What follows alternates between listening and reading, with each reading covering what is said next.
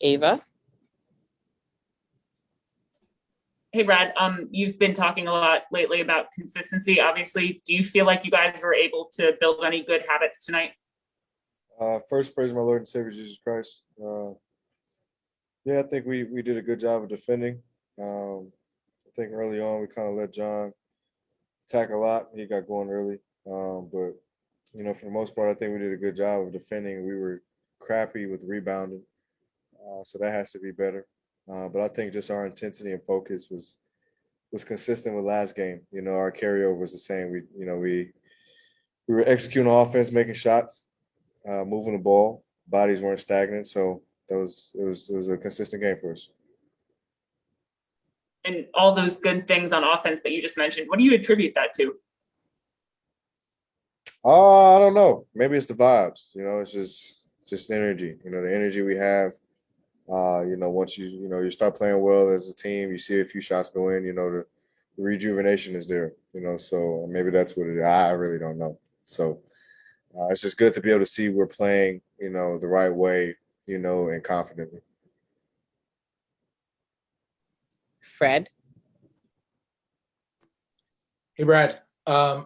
You've answered so many questions about the emotional aspect of playing against John, but from a pure on-court perspective, you're like one of the very few people who actually got to see him play during his rehab process. How does the way that he looks now on the court compare to like what your expectations were for him when he was going through the rehab and all that? I mean, he might have exceeded them, honestly, because you never know with that type of injury. Everybody has their own opinion of it, what type of player he'll be when he gets back. But only John knows that, and he was adamant in telling us, he's going to be back to himself. And it seems that way. He still has that quick burst of speed. He's still athletic. He's still strong.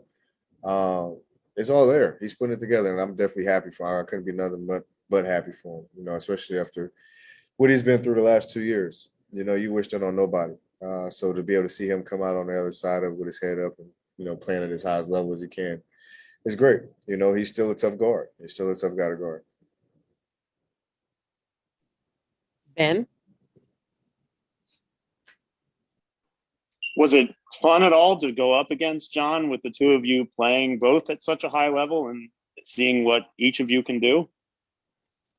Yeah, I mean, it's not our first time. I mean, granted, being on opposite teams, yes. We played earlier this year too, but just our competitions in practice, years past is, I mean, it's been the same as tonight. We go at it, we compete, we guard each other, push each other, and that's all we do. Even tonight, we're pushing each other, telling each other to be better. Guard each other. It's just competitive. That's just who we are. That's our nature. I think that's what kind of pushed us to be who we are, who we both are today, and it's a beautiful thing. So I'm definitely looking forward to just competing against them for the rest of my career, as crazy as that may sound. Matt? Hey, Brad.